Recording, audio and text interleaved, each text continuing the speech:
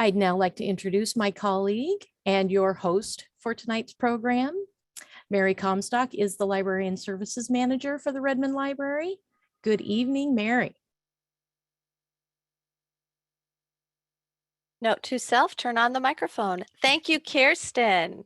And welcome everyone. As Kirsten said, my name is Mary Comstock and I'm a Librarian Services Manager for the King County Library System. Tonight, KCLS welcomes you to meet the author, Daniel James Brown, author of Facing the Mountain, a true story of Japanese American heroes in World War II, and Tom Ikeda, Executive Director of Densho, an organization dedicated to collecting and preserving the Japanese American story, particularly the stories embedded in the World War II experience. Soon after the attack on Pearl Harbor, President Franklin Roosevelt signed Executive Order 9066, placing over 100,000 West Coast residents of Japanese descent, the majority of them American citizens, into concentration camps. So began a particularly shameful time in our nation's history. Families broken apart, businesses and belongings sold, left, or stolen during a period of forced removal and incarceration. Yet despite the racism against them, many Japanese Americans chose to serve and to fight. Facing the Mountain is the story of 4 Japanese American families and their sons. While most Japanese were not allowed to enlist, in 1943, Roosevelt formed the 442nd Regimental Combat Team. This was a segregated regiment made up of Hawaiian-born Nisei, or second-generation Japanese Americans, and the Nisei from the mainland United States. Today, the 442nd is remembered as the most decorated unit in the history of the U.S. military, with over 4,000 Purple Hearts, 4,000 Bronze Stars, 560 Silver Star medals, 21 Medals of Honor, and 7 Presidential Unit citations. In 2010, Congress passed a bill awarding all members of the 442nd the Congressional Gold Medal for their heroic service in World War II. On its website, Densho tells us that the story of World War II incarceration and the decades of racial discrimination and government surveillance against Japanese Americans that preceded it has never been more relevant. As we grapple with contemporary controversies surrounding immigration, terrorism, and the infringement of civil liberties in the name of public safety, parallels between past and present abound. Understanding this story offers opportunities for difficult, thought-provoking conversation and raises important questions. And so, tonight, KCLS welcomes Tom Ikeda, Executive Director of Densho, and Daniel James Brown, author of Under a Flaming Sky, The Indifferent Stars Above, The Boys in the Boat, and of course, Facing the Mountain, a true story of Japanese American heroes in World War II. Tom and Dan, I turn it over to you. Wow. Mary, thank you so much for that introduction. That was wonderful. Thank you. So Dan, I'll get us started. I mean, this is always fun. I mean, what we do is really just a conversation. And I thought I would start by how the two of us met. And it was a little more than 6 years ago. And we were both in Seattle at the Seattle Center. And we were both receiving awards at the Mayor's Arts Award. And you were there receiving an award for The Boys in the Boat, which had been out for a couple of years, I think, by then. And I had read the book, so I was really excited about meeting you. And it was, as Mary said, it was just a huge hit. And I was interested because, now for the past 25 years, I've been collecting the stories of Japanese Americans, in particular, what happened during World War II, and in relation to primarily the camps that held Japanese Americans. And I was just so interested in meeting you because I view you as more than a writer, as a historian, and your ability to tell stories with real history. And so the two of us were, sitting on the stage, and I think we introduced ourselves. And the exciting thing about that day, I remember vividly. My dad was there, and I told him about this. I said, "You know what? I think Dan Brown is actually interested in the Japanese American story, and he's looking for his next his next book title. And so maybe this might be it. So I'm curious, what were you thinking when we first met? Thanks, Tom. Thanks so much. And thanks, Mary. And thanks, everybody, for being here this evening. Yeah, sitting on that stage, listening to you talk about Densho and all these stories that you've collected over 25 years, that was the first I had heard of Densho. And as I sat there listening to you talk about it, I realized that for a number of reasons having to do with my upbringing, I've always been interested in Japanese American history. And I was looking for a book topic. So I went home that evening and I logged into Densho, and you have to log in. I went to the Densho site and started watching some of these oral histories that you have videotaped over the years, and listening to this firsthand accounts of people that had lived through the World War II years. And a lot of the stories I was hearing were just mesmerizing to me. They were deeply personal stories about people overcoming great difficulty, exhibiting perseverance and resilience in the face of these difficulties. Kinds of stories I'm just sort of drawn to naturally. And actually, although it's a very different kind of book from The Boys in the Boat in some ways, in other ways, hearing a lot of these people, tell their stories from those days did remind me of some of the themes in The Boys in the Boat and what that generation was all about. So after a couple of days of listening to these oral histories, I was really, really interested. And I think I came back to you fairly promptly, and we started this back and forth of trying to figure out, how to narrow it down. And thinking back, I'm not sure how much help I was, because I think I kept throwing more and more stories at you because, as you said, I mean, we're both about story, and I just, there are just so many compelling stories. And so when you would mention something, I think I would send you maybe 4 or 5 different stories for you to look at. And I guess the question, because, this is always a hard one for me, because, for me, the story is just so big and I get kind of tangled into the weeds sometimes. How did you go about, coming up with a story from essentially, we have like over 1,000 stories on our website. How did you find the story for your book? Yeah, I mean, your collection of stories on the site really tell a comprehensive history of Japanese American experience, particularly during those years. I didn't really want to write a comprehensive history of Japanese Americans during World War II. For one thing, I think that'd be kind of presumptuous of somebody like me, but it's just not what I do. I don't really think of myself as an historian, at least not in the classical sense of a trained historian. Excuse me. What I do enjoy doing, and what I think I'm reasonably good at, is telling deeply personal stories that shed light on some slice of history that I feel needs more light shed on it. So, so I needed a focus, and what finally occurred to me was, beginning with the attack on Pearl Harbor on December 7th, 1941. Everybody of Japanese ancestry living in this country had a series of very challenging dilemmas and problems that were immediately confronting them.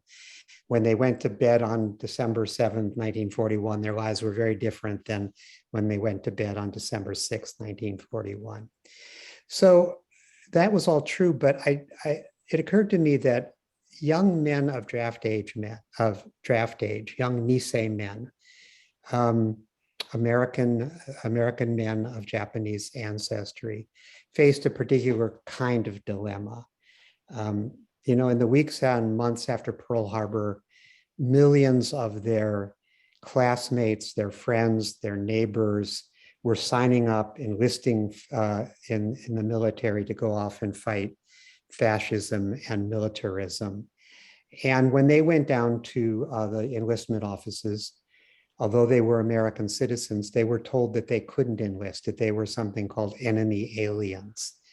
And that really created a problem that they had to negotiate and figure out how to deal with. And so that really became the central focus of the book.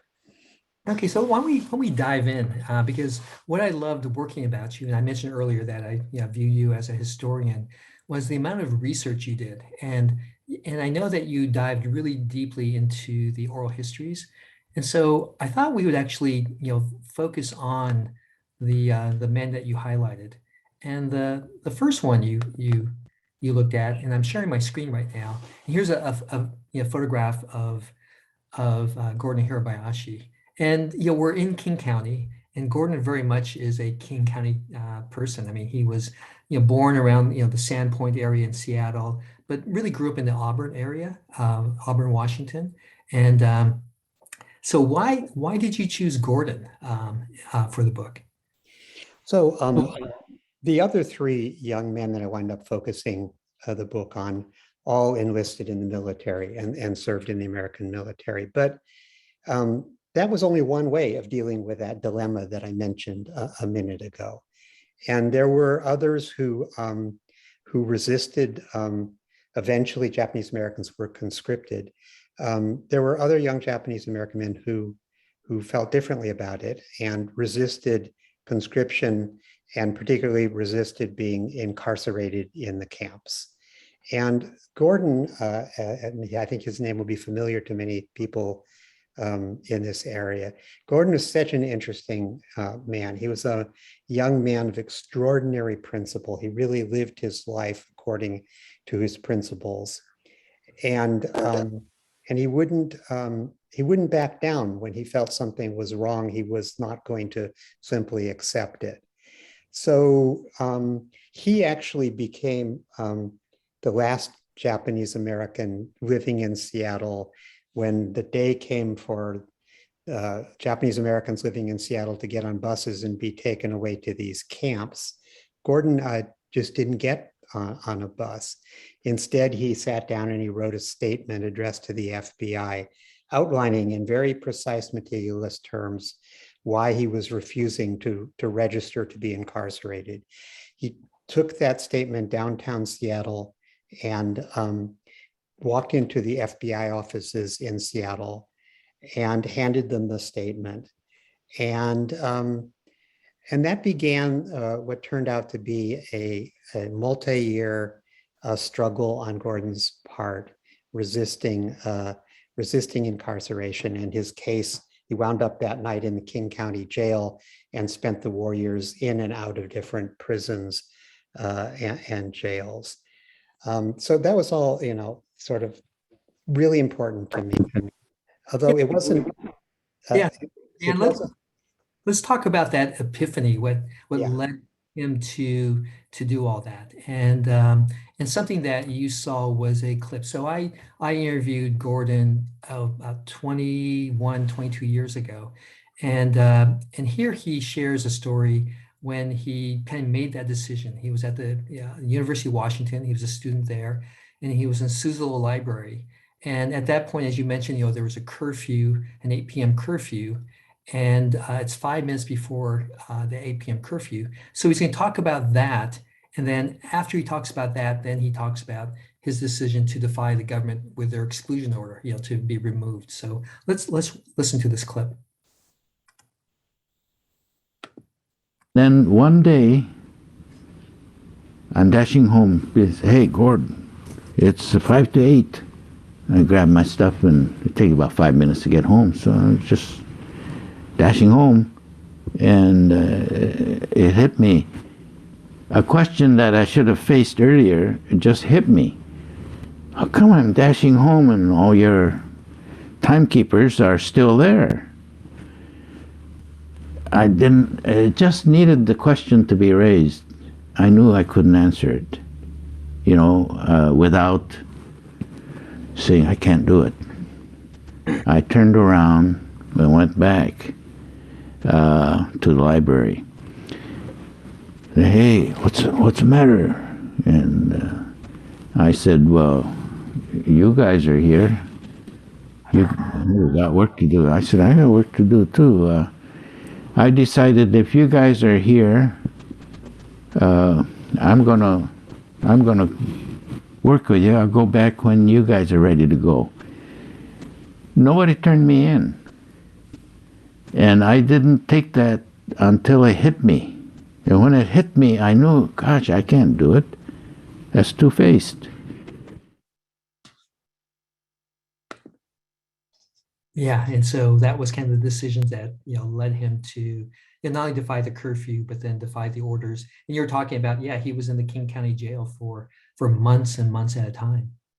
And his case ultimately worked its way all the way up to the United States Supreme Court, where actually he lost, and that set an unfortunate precedent that we're still sort of living with the consequences of today. But again, an absolutely fascinating man, and his story is woven through the book. Okay, so the next person we're going to talk about, we go to Hawaii, and I'm so glad you told the story of Japanese Americans in Hawaii, because oftentimes I won't say they're overlooked, but a lot more attention is placed on the Japanese American experience on the mainland because of the incarceration experience, and you focused on a gentleman named Katz Miho, and here's a photograph of him. So talk about Katz. So it's Katsugo Miho, and his nickname was Katz. Why Katz Miho, and tell us about Japanese Americans in Hawaii. Yeah, so Katz grew up on Maui at a time when Maui, like all the islands, were run basically as sugarcane and pineapple plantations, very racially stratified social environment, brutal working conditions, particularly for first generation immigrant cane workers. Although Katz actually was a student at the University of Hawaii when the attack on Pearl Harbor happened. In fact, he watched the attack on Pearl Harbor unfold from the roof of his residence hall at the University of Hawaii. And watching it unfold and realizing what was happening, he was also a member of the ROTC, the Reserve Officer Training Corps. So he ran across the street to the campus along with hundreds of other young ROTC cadets, most of them Japanese American. And they assembled that afternoon in a sort of gymnasium-like building on the campus. And they were formed into something called the Hawaii Territorial Guard. And they were issued these old 1903 or 1905 vintage rifles, and told to go various places on Oahu, mostly down on the waterfront, to patrol the waterfront in order to repel what everybody expected would be an imminent Japanese invasion of Hawaii. So the night of December 7th, Katz found himself down on the waterfront, patrolling back and forth in the dark, serving in this thing called the Hawaii Territorial Guard. Unfortunately, his service in the Guard ended abruptly. I think we have a clip where he talks about this, when the Hawaii Territorial Guard was fundamentally altered, let's say. Yeah, so let's show this clip, and people might have noticed that as you were talking about guarding the shores of Hawaii, we both were kind of smiling, because when we listen to this clip, Katz talks about what it was like for him to be guarding the shoreline. Our group of University of Hawaii students were dropped off as guards over area in the dark on 4-hour shifts, and for 2-3 nights in a row we were serving as, I don't know what we would have done, because we were given a loaded rifle. We were given a loaded rifle with 5 rounds of ammunition. We didn't even know how to fire the gun. But we were given this rifle. We were told, you load it this way, this is the way how you lock it in case anything happens. To this day, I wonder, what was if anything happened was what they were referring to, because not that nothing happened, but what if anything had happened, what were we supposed to do, because we're not giving any kind of orders. A month and a half later, early in the morning, we got called up and said, hey, we're going to report down to Lanakila Intermediate School. And we woke up at about 2 o'clock in the morning. They woke us up at 2 o'clock. And then finally, about 5:30, a truck came by to pick us up. We were all fully packed and everything. We dropped us off at Lanakila. We wondered what was going on. We found out that the whole battalion was assembled at Lanakila. And then Major Frazier, who was the acting commander of the battalion, came up and told us point blank, right straight in our face, he says, the reason why you are here this morning is because all you Americans or Japanese, I'm pretty sure he referred to it, Americans of Japanese ancestry, because of your ethnic background, you are being discharged herein right off the bat, right as of now, you are being discharged from the Hawaiian Territory. Only the AJAs. And completely still a shock. Yeah, I remember that moment you captured in your book and how devastated Katz and the other men were. And so the rifles were taken away, but eventually they were given back. And I'm switching the program up a little here, Dan, to throw you off a little bit. But we're going to stay with Katz a little bit. So how did he come back, or how did he come back into, I guess, getting a gun again to serve the country? Yeah, so as I say, right after Pearl Harbor, young Japanese American men were not allowed to enlist in the military. Early in 1943, the Roosevelt administration reversed course, and they decided to create a segregated all Japanese American fighting unit called the 442nd Regimental Combat Team. And the word went out, and young Japanese American men, particularly huge numbers of them in Hawaii in particular, rushed to sign up for this Japanese American fighting unit. On the mainland, many also did, but in the mainland, you have to remember, many of these young men were at this point living behind barbed wire. And so it was not as easy a decision for them to make. But they wound up, these young men, whether they were from the islands or from the mainland, they wound up all being sent to Camp Shelby in Mississippi. And that was interesting. When they all wound up there, the guys from Hawaii and the guys from the mainland, it was like trying to mix oil and water. They went at each other immediately with arguments, both physical and verbal arguments. There were a number of reasons for that. I think part was just cultural. The kids from Hawaii had some sort of cultural background. The young men from the mainland had different kind of life experiences. The young men from Hawaii universally spoke Hawaiian Pidgin English. The young men from the mainland literally couldn't understand the Hawaii guys when they talked. That made the Hawaii guys feel disrespected, and that set off a lot of arguments. Maybe even more fundamentally than that, the kids from Hawaii hardly knew about these camps on the mainland. I mean, they may have read about it or heard about it, but they didn't really understand what it was like for these mainland young men to have their entire families, and in many cases, they themselves, living behind barbed wire in what were American concentration camps. And so they just didn't get it. The Hawaii guys didn't understand why the mainland guys, were so serious about this whole thing. So they went at it for weeks and weeks. There were fights and misunderstandings. And for a while they were considering, the commanding officers were considering disbanding the 442nd. They didn't think these guys were ever going to get along. Until finally, one of the chaplains got the idea of sending the Hawaii guys to see these camps. And there happened to be two camps near Mississippi and Arkansas. So they started putting the Hawaii guys on buses and sending them off to these camps. And I think we have a clip that I think it's Katz talks about what happened when they did that. Yeah.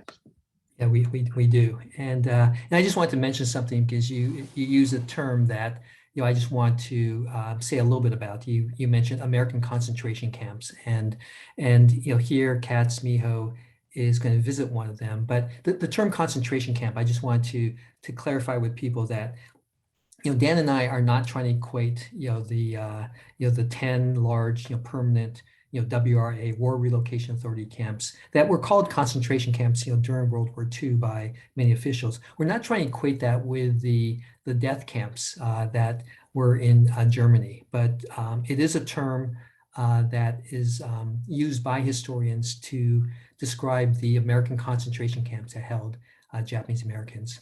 And so going back to to the story, so here Katz talks about, as a Japanese American from Hawaii, finding out about what happened to the mainland Japanese Americans. First of all, when we got to the camp, we were in buses in uniform. And our first visit, the bus stopped at the entrance. And then outside the bus was a couple of guards with rifles, and one of the boys, one or two of them came into the bus, and they frisked all of us. We were in uniform, they frisked us, patted us down, and then we were gone when we came. And when we got into the camp, the four corners of the camp, as far as we could see, had machine gun posts. And I vividly remember that they had this, like a stockade. You have this at the corner of the camp, and they had 10-foot tall barbed wire fence bordering the encampment. And in the corner and the machine gun was pointed inside. There was manned machine guns with the guns pointed inside the enclosure, which shocked us because we were in uniform and then my vivid recollection of those as we entered into the camp, then we got exposed to their style of living, communal living. And the reception we got from the people in camp was simply astounding, putting up a cheerful front to us. I don't remember any of them crying to us or giving us a sad story. All of them were going out of their way to encourage us. And when you reflect on it, it should have been the other way around. We should have been encouraging them.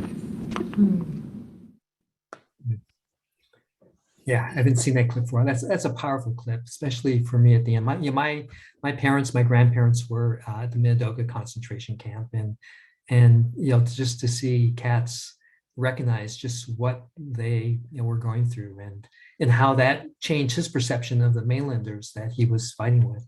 Yeah, and I just want to say that in fact the chaplain's strategy of taking these guys to these camps paid off well as busload after busload of these Hawaii guys came back to Camp Shelby.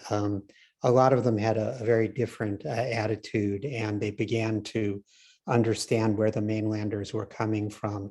And it began this healing process that knit them together into what eventually became an incredibly close, tight-knit, and very, very effective fighting force. Okay.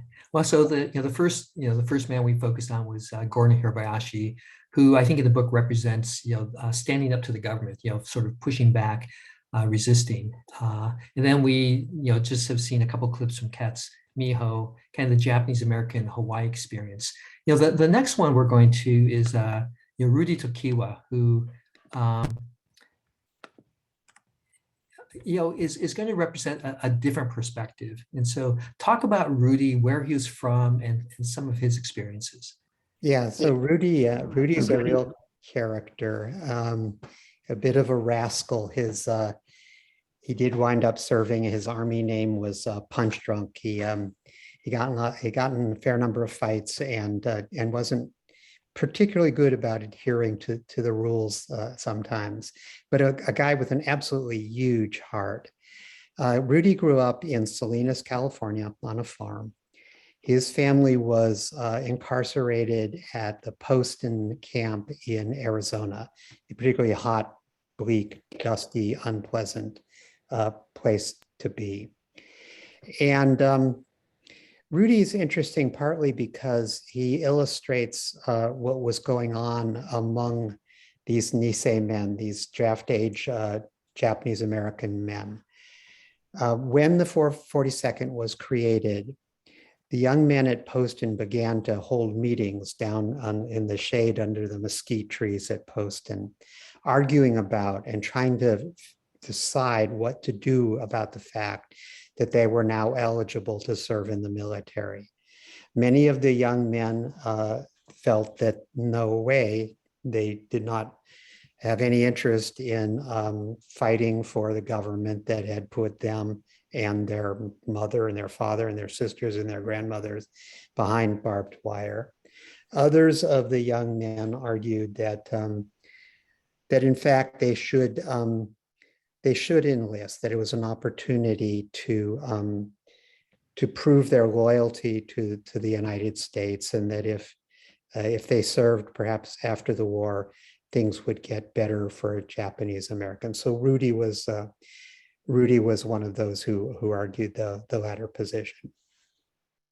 So let's go to a clip.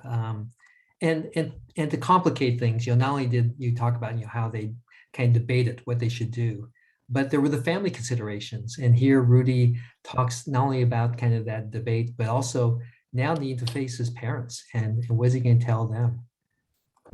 So then, like I said, I volunteered, and when I got home, my father didn't say anything first, but my mother immediately asked me, what did you, well, let me go back to where my brother and I were walking back, see. And so I asked my brother, Luke, I says, what'd you do? He says, well, after the meeting and everything, he says, I think the only thing, the right thing to do was for us to volunteer. So he said, what'd you do? And I looked at him, he says, well, you're too young anyway. So I says, well, I volunteered, they're going to take me when I'm 18. He said, well, that's possible. But he says, I don't know how Mama and Papa's going to take two of us volunteering like that. But when it came to me, why, my brother started to cry, and said, oh, he's nothing but a little kid yet. How can they take him and everything, So I told her, I says, well, I don't have to go until I'm 18. So let's not worry about it until then. And I said, I believe that if I'm going to live here in this country, I've got to have something to back myself up with. And this is something I believe I can use to back myself up with. And so after that, it was just, well, shoganai, And that clip reminded me, so Rudy was 17 or just turned 17 at this point. And then I guess it was a little misdirection with his mom because he lied about his age, and he actually entered the army underage so that he could actually volunteer and join. Yeah, I mean, one of the things that I think you mentioned, these guys, as they wrestled with these kinds of decisions, and this is true of Gordon also, and the stand he took, they had to take into account that the decisions that they made affected their families and the relationships their families had with other members of the community. So these were really complex things that these very young men had to negotiate as they tried to work their way through what the right thing to do here was. Yeah. So we just covered so Rudy's decision to volunteer out of an American concentration camp. The fourth man we're going to talk about, we're going to come back to Washington State, and we have Fred Shiosaki, who grew up in the Spokane area. And in terms of the history, Washington State was actually divided, just east of the Cascades was a line that kind of defined the exclusion zone. So everything west of that, Japanese Americans were rounded up and placed in the camps. But if you're east of that line, like in Spokane, you weren't picked up. And so talk about Fred Shiosaki and his life. Fred's army name was Rosie because his cheeks pinked up when he got excited. Really, really sweet guy, really nice guy. Fred grew up, as you say, in Spokane. His family ran a laundry in the part of Spokane called Hilliard, a rougher part of Spokane. And he went to high school there. He was one of those who immediately after Pearl Harbor went down to the enlistment office in Spokane and tried to enlist and was told that he couldn't, that he was an enemy alien, which absolutely floored him and baffled him.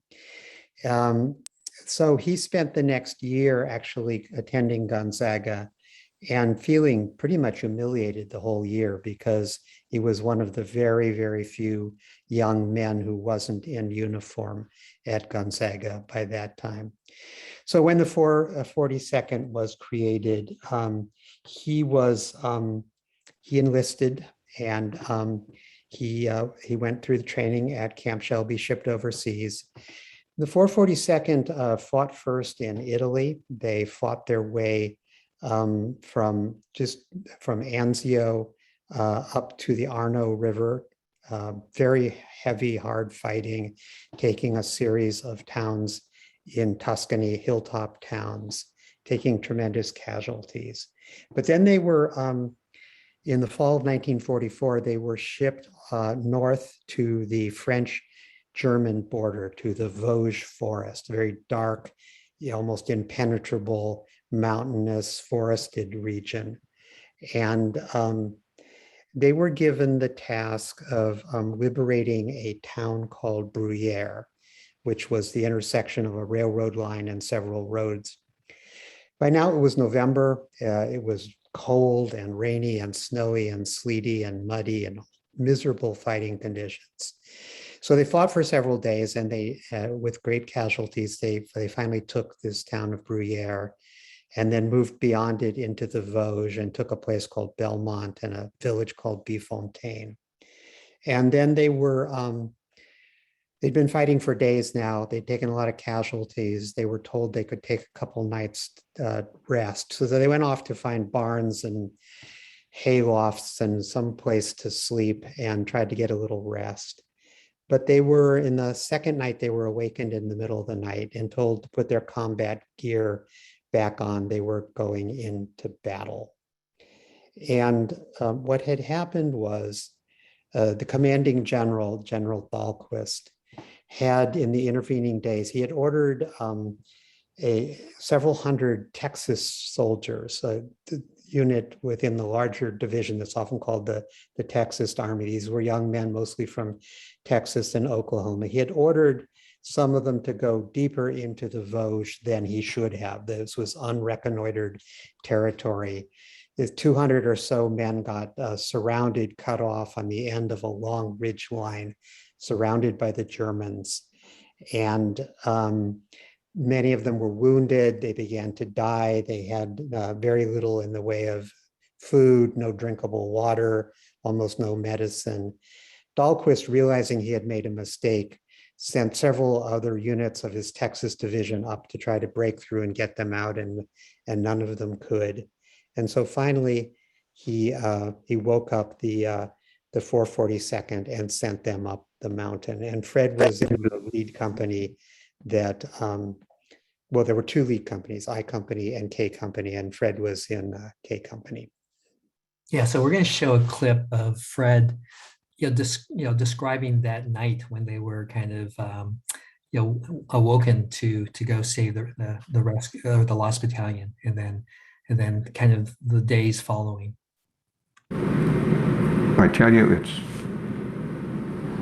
you're in the woods in the wintertime, days are short, and it's just blacker than the inside of a wolf. Can't see a damn thing. And all you hear is, hey, we're moving out. And so basically you hang on to the guy in front of you. You can't see. Yeah, so literally you're holding on to the person in front of you. It's like putting a bucket over your head. You can't see anything. It's just absolutely, you walk along, you stumble, you bump into the guy in front of you, the guy behind you bumps into you, but you're moving. It's pitch dark, and light doesn't come for a few hours. Gradually, and the engineers had corduroyed the road, the logs across it for some distance, and then it just got muddy. Along about daylight, and daylight probably didn't come till 7 o'clock. We hear a firefight going on ahead of us, and we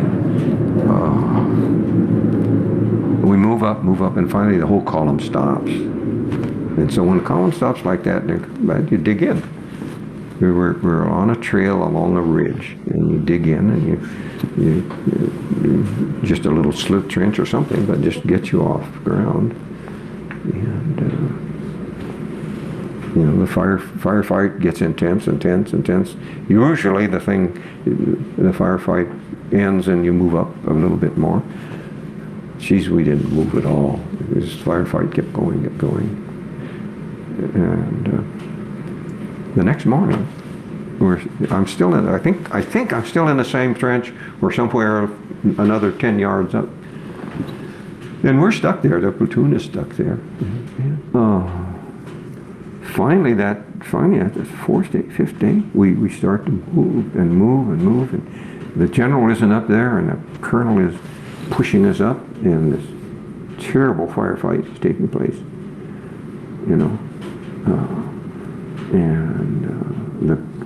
Finally the path goes this way, and then we curve up to hit finally the German strong point, and just artillery coming in and rifle fire, small arms fire, and God, as I start up that slope, I see this kid I was friends with a bullet in his head. He was dead. And Jesus, I know. Finally, we're all moving up. The colonel, we've been ordered to move, and so we're moving, and the firefight is going on. And a shell hits the tree above me, and I get, I get knocked down, and Jesus. And I said, God, I'm in. And then there's one of the guys comes over to me and says, "Oh, you pulls sweater up, and there's a big piece of shrapnel on my side, and I'm not bleeding a hell of a lot, but I'm bleeding." And the medic patches it up, puts some on it.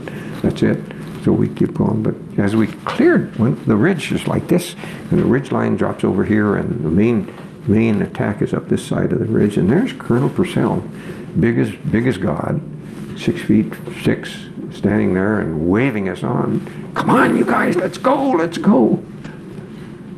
And I'm sure that finally just did it. Everybody just moved, and all suddenly in combat, the battle is over when the firearm stopped, and it just quit. It just whump, and it was quiet. And all you heard then was artillery fire off in the distance, and oh my God, it's done.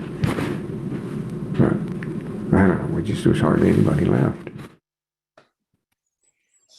Dan, something you did so well in the book was, capture some of this, these battle scenes, and in particular, people through like Fred's eyes, and what he saw, as kind of this infantry person who just fought in the trenches.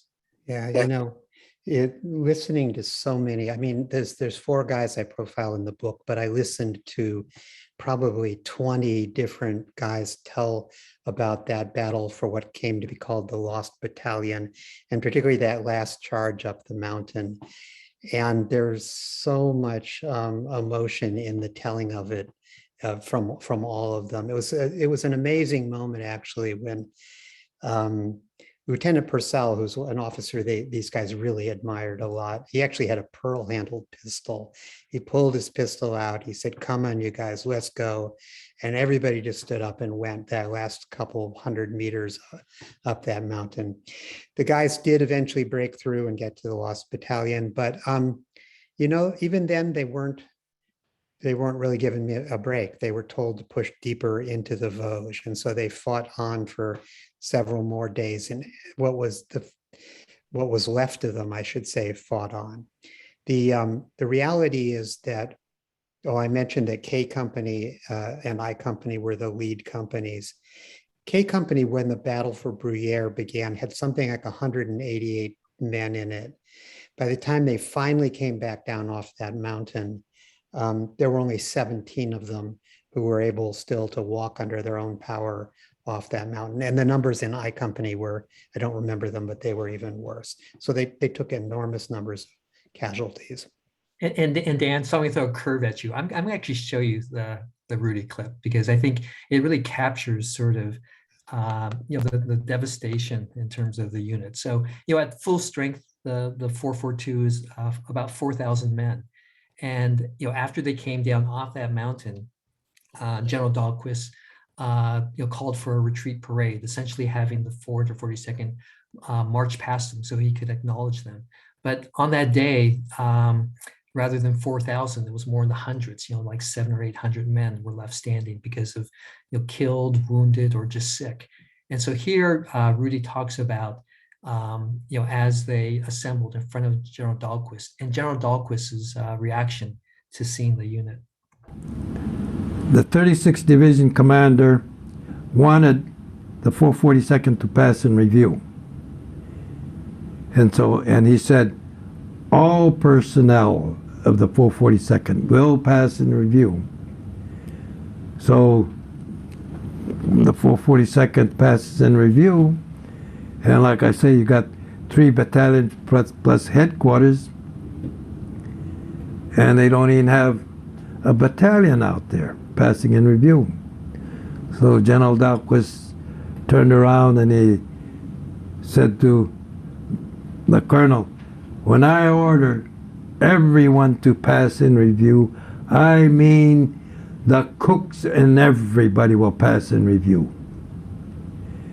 And Chaplain Yamada said, this is the first time I saw the colonel cry. And he said, this is all I have left.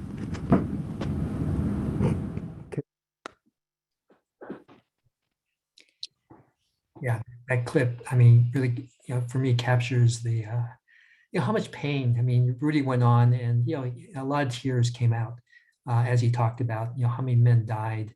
And then in his view, the disrespect that they got from the general after doing all that.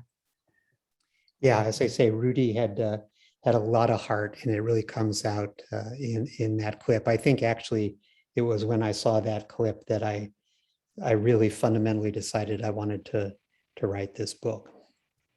Yeah, I mean, we want to go to Q&A, and there's so many other things we could talk about in terms of the strategic importance of breaking the Gothic line, how they liberated a Dachau camp, the post-traumatic stress syndrome, and all those things that happened. But I really want to get to the Q&A, and sure.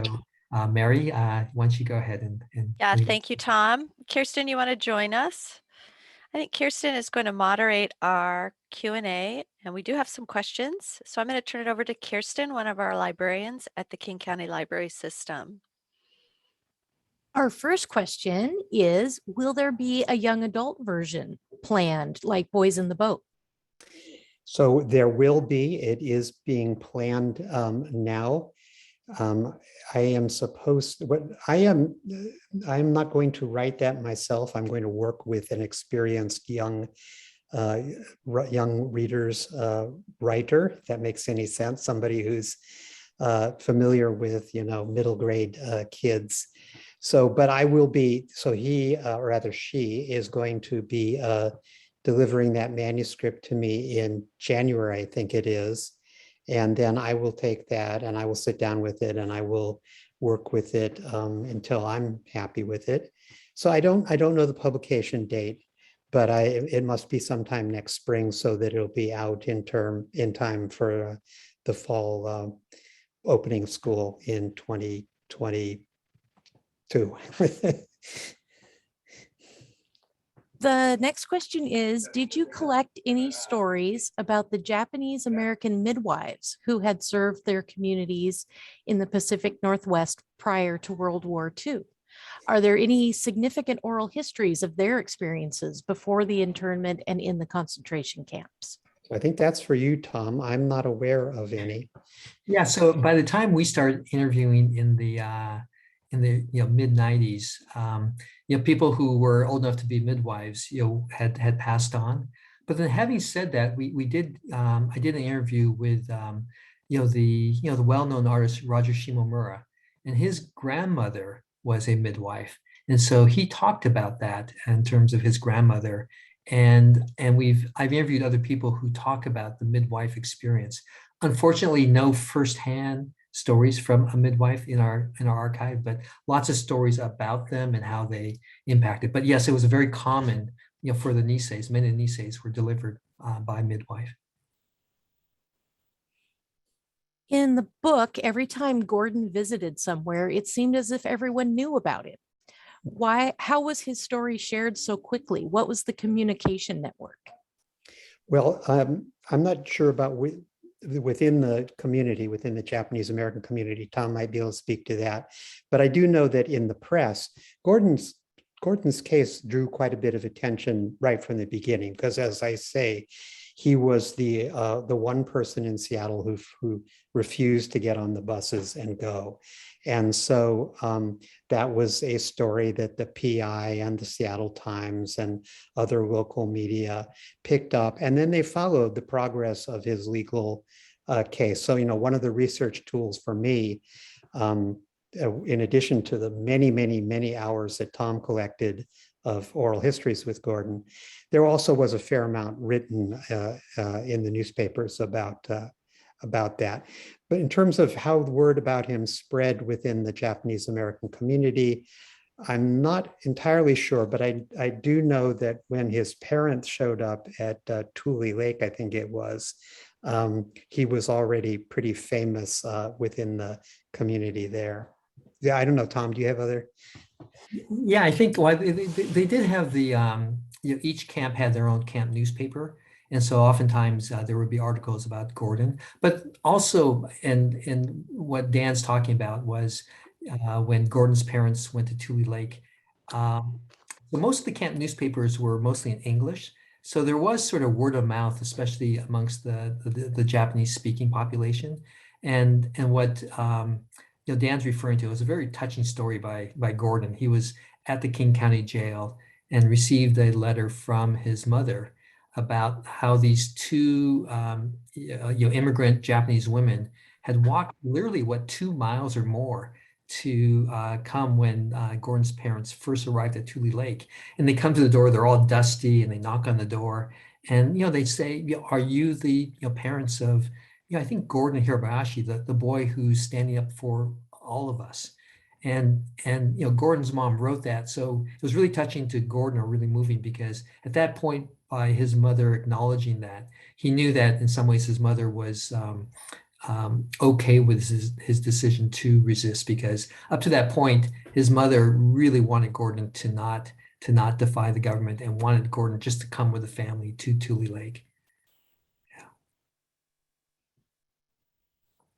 Okay. During the introduction, you talked about several of the awards. Do we know how many the Distinguished Service Cross Awards were given to the 442nd? I do. I'm a librarian, so I went quickly to Okay. the to the Go for Broke website. That is the nickname for the 442nd, the National Education Center, because that is where I looked up information about them before, aside from, of course, what was included in Dan's book. And that number is 29. So yes, I wish I had included it, and thank you for bringing it up because well deserved and hard fought medals to receive. So thank you. How many of the main characters of the book are still alive? Well, of the four that I profile in the book, I'm sorry to say that none is still alive. Fred Shiosaki was alive when I started the research. And so through one of the things I tried to do and through Tom's good offices, I was able to connect with a lot of family members. So Fred's son, Michael, helped me sit down with his dad. And I think I did 3 interviews with Fred, who was a very sharp, and we had really good interviews to supplement what Tom had already done. But unfortunately, he passed away about 6 months ago now, I think. So he was the last of the men that I write about to be alive. And frankly, there are very few 442 vets still alive. There are some, but there's fewer literally every day.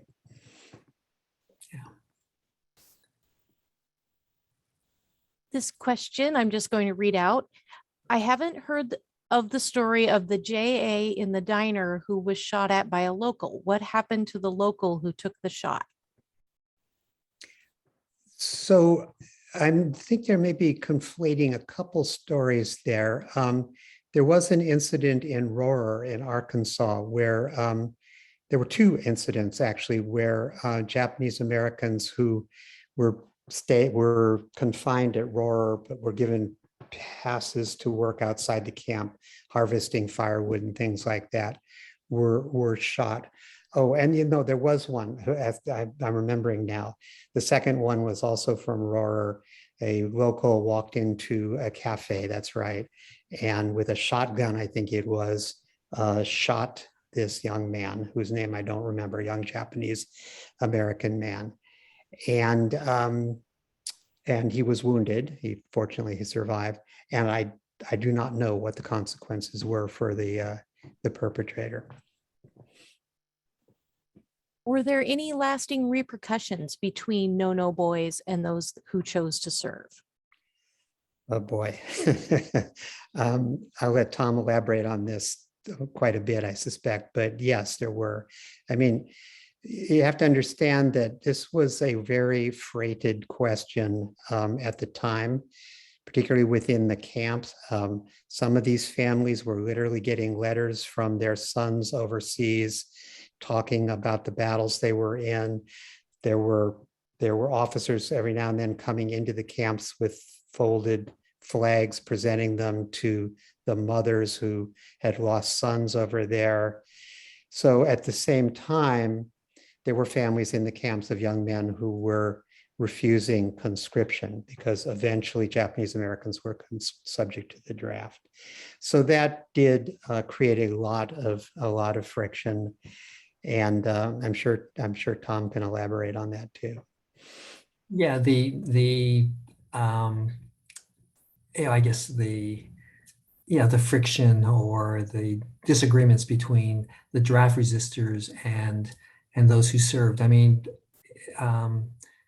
it was very personal. I mean, and I've interviewed men on both sides of the issue, and the thing that became clear though as I interviewed them, because it was personal. For the men who served, I interviewed men who literally would receive like a camp newspaper from like Minidoka or something, and they would read about men that they knew that decided to resist the draft. And this was just coming off the line where they may have lost their best friend. And so it was in these conditions that they had to think about each other. And so after the war, this tension existed all the way to the death of many of these men. And unfortunately, and the thing that when you do talk with them, I think they do recognize that it really wasn't necessarily the draft resistors, or from the draft resistor side, the veterans who were the bad guy. They do recognize that the government put them in this impossible situation that, when you think about asking men to volunteer or be drafted to fight when they're being confined was very difficult. And there were men, like Gordon Hirabayashi, who are called resistors of conscience. They did this because they wanted very much to protect the constitutional rights of Japanese Americans, and took this stand. And yet it was very, very controversial. So a very difficult, controversial issue within the community, even to this day. Okay, I'm going to make a very Let's just- difficult decision and I was- take what.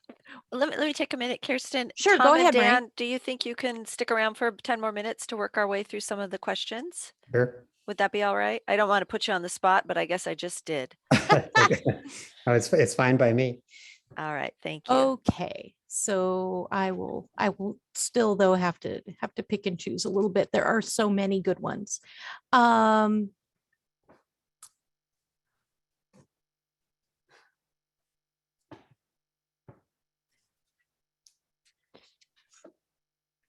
So many good ones. How do young Japanese, fewer than 40 years old, in the homeland view these historic events differently from the Japanese living in the States? Is that within your scope? People living in Japan. Yeah, and not really within the scope of my knowledge. I mean, and again, I suspect Tom may have some insights into. It's going to be really interesting, actually. There is a Japanese edition of this book that will be published in the spring, I think. So, it'd be interesting to see what kind of feedback we get from Japan. I know, sort of anecdotally, that there's a lot of interest among Japanese in Japanese American and Japanese American history, but I don't know the specifics of it. Yeah, when I travel to Japan and sometimes even present on this topic, what I generally find is for the younger Japanese, less than 40 years, there's actually not much knowledge. I mean, they actually you're really surprised. One, surprised that there were so many Japanese Americans, during World War II. They didn't, one realized that. And then it's actually the older Japanese that, kind of were closer to the war or even lived during the war. It's kind of an interesting reaction that I didn't actually expect when I asked a few. And I'm sure this isn't across the board, but I heard it enough that it was there. There are some Japanese who actually felt guilty about what happened to Japanese Americans. They felt that, because of what Japan did, it caused, in some ways they would say, their cousins in America such problems, which I found interesting that they felt that way. But and this is sort of just ordinary people, not politicians or anything, but just when they hear about it, they felt so horrible that Japanese Americans had to go through what happened. But then yet, as a Japanese American, I learned about what happened after the war and how devastated Japan was and how difficult it was. And the relatives I had, how difficult it was just living in a war-torn country, after World War II. So it's just really, interesting. I just want to say I got a little bit of insight into the latter part of that. One of the people I follow in the book is Kat's Miho's sister, Fumie. She actually moved to Japan just before the beginning of the war. And so she found herself living in Japan through the war years. She experienced the hardships that the Japanese increasingly felt as the war went on, and living conditions and the situation in Japan got worse and worse up to and including the fire bombings. She actually, her story is very interesting. She and her family actually left Tokyo and moved to a village just outside Hiroshima. And Fumie had a job in central Hiroshima, a clerical job of some kind. On the morning of the atomic bombing of Hiroshima, she missed her train into work, into the city center. And so she was at the railroad station when the bomb went off. And so she saw from quite close up the mushroom cloud and all that.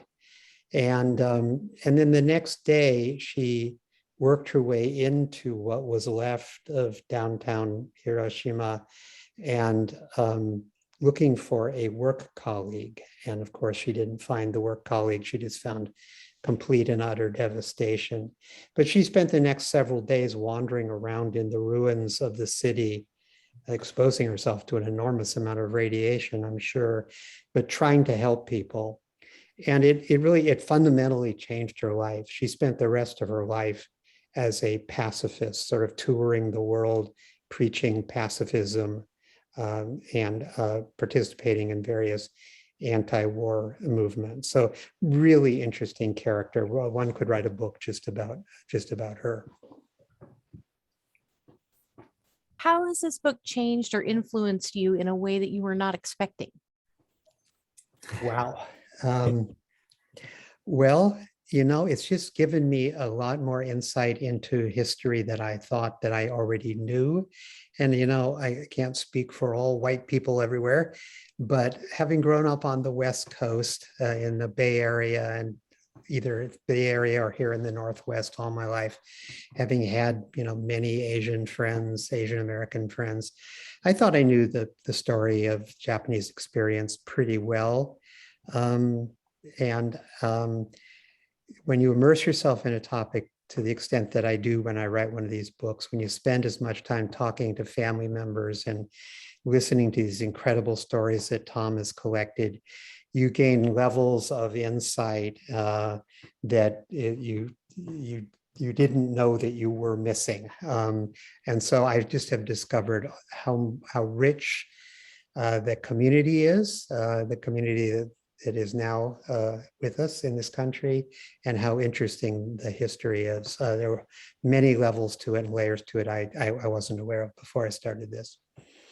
And I want to add on to that, Dan, because it felt like I saw a deepening of your understanding. I mean, when you first started this book 6 years ago, it was at the beginning of a lot of social and political turmoil in our country.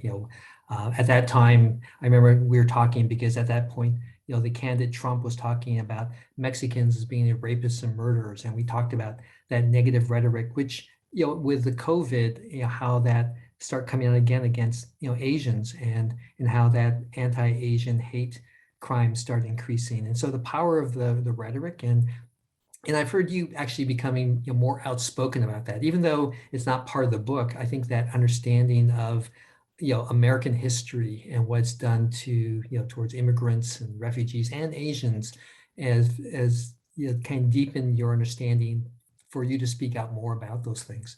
Yeah, well, I mean, it was unmistakable when I was working on the book.